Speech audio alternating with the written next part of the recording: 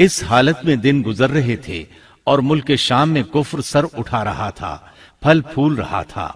زیادہ زور لبنان کے علاقہ جات میں تھا، وہاں نئے سرے سے بتوں کی پوجا شروع ہو گئی تھی۔ اللہ کی طرف سے ہدایت آ جانے کے بعد وہ پھر سے خباثتوں پر اتر آئے تھے۔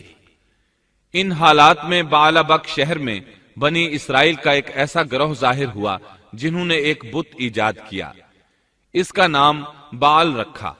اسی کے نام پر شہر کا نام بعلبک ہے۔ اللہ تعالیٰ نے ان کی طرف معزز پیغمبر الیاس علیہ السلام کو مبعوث فرمایا۔ آپ کا سلسلہ نسب یوں ہے: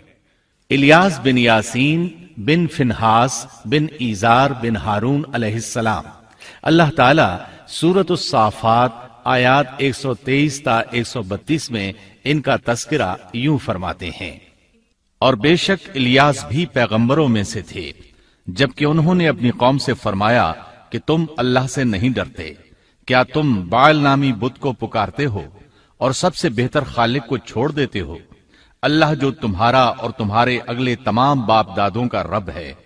لیکن قوم نے انہیں جھٹلایا، پس وہ ضرور عذاب میں حاضر کیے جائیں گے، سوائے اللہ کے مخلص بندوں کے۔ ہم نے الیاس کا ذکر خیر پچھلوں میں بھی باقی رکھا کہ الیاس پر سلام ہو، ہم نیکی کرنے والوں کو اسی طرح بدلہ دیتے ہیں، بے شک وہ ہمارے ایماندار بندوں میں سے تھا۔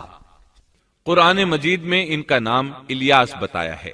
انجیل یوحنا میں ان کو ایلیا نبی کہا گیا ہے۔ بعض آثار میں ہے کہ الیاس اور ادریس ایک ہی نبی کے دو نام ہیں، لیکن یہ بات درست نہیں، کیونکہ اول تو یہ آثار سند کے اعتبار سے قوی نہیں، دوسرا یہ کہ قرآن مجید نے سورۃ الصافات اور سورۃ الانعام میں الیاس علیہ السلام کے جو حالات اور اوصاف بیان کیے ہیں، ان میں کسی ایک جگہ بھی یہ اشارہ نہیں ملتا کہ الیاس علیہ السلام کو ادریس بھی کہا جاتا ہے، اور نہ ہی سورۃ الانبیاء میں جہاں ادریس علیہ السلام کا تذکرہ ہے کوئی ایسا اشارہ ملتا ہے کہ ان کو الیاس بھی کہا جاتا ہے۔ مورخین نے ادریس اور الیاس علیہ السلام کے جو نسب نامے بیان کیے ہیں ان سے پتہ چلتا ہے کہ ان دونوں نبیوں کے درمیان صدیوں کا فاصلہ ہے، لہٰذا اگر یہ ایک ہی نبی کے دو نام ہوتے تو قرآن مجید ضرور اس کی طرف اشارہ کرتا اور مورخین بھی اس کی کوئی وجہ بیان کرتے۔ مفسرین اور مورخین کا اتفاق ہے کہ الیاس علیہ السلام شام کے باشندوں کی ہدایت کے لیے بھیجے گئے تھے، اور مشہور شہر بعلبک ان کی رسالت و تبلیغ کا مرکز تھا۔ الیاس علیہ السلام کی قوم مشہور بت بعل کی پرستار تھی اور توحید سے بیزار اور شرک و کفر میں مبتلا تھی۔ اللہ کے برگزیدہ رسول الیاس علیہ السلام نے ان کو سمجھایا اور راہ ہدایت انہیں دکھائی، اور بت پرستی کے خلاف انہیں واعظ و نصیحت کی اور خالص توحید کی جانب انہیں بلایا۔ کتب تفاسیر میں ہے کہ بعل نامی بت سونے کا تھا اور اس کا قد 20 گز تھا، اور اس کے 4 منہ تھے، اور اس کی خدمت پر 400 خادم مقرر تھے۔ الیاس علیہ السلام کے زمانے میں یمن اور شام کا محبوب دیوتا یہی بت تھا، اور بعض مورخین کا خیال ہے کہ حجاز کا مشہور بت حبل بھی یہی بعل تھا۔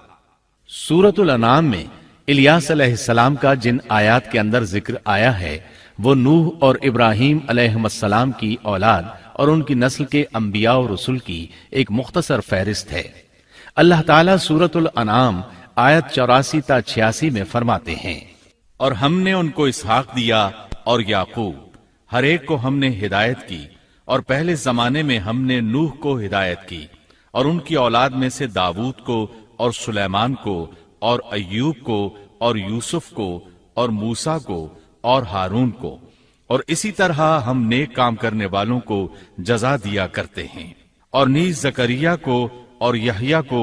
اور عیسیٰ کو اور الیاس کو، یہ سب نیک لوگوں میں سے تھے، اور نیز اسماعیل کو اور یسع کو اور یونس کو اور لوط کو، اور ان میں سے ہر ایک کو تمام جہان والوں پر ہم نے فضیلت دی۔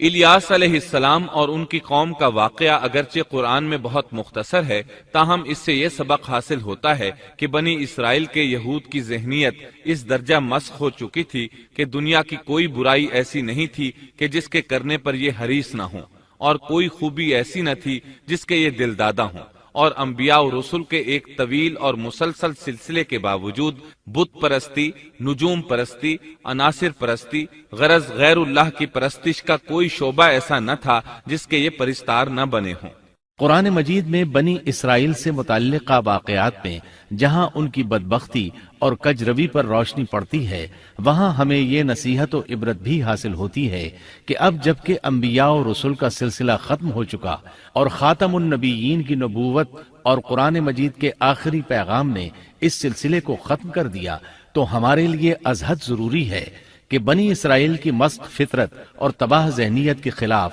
احکام الہی کو مضبوطی سے پکڑیں اور ان میں ہیلہ سازی اور ٹیڑھ پن سے کام نہ لیں، ان کی خلاف ورزی کی جرات نہ کریں، اور ہمارا شیوا سپرد و تسلیم ہونا چاہیے، نہ کہ انکار و انحراف۔ اسلام کے یہی اور صرف یہی معنی ہے۔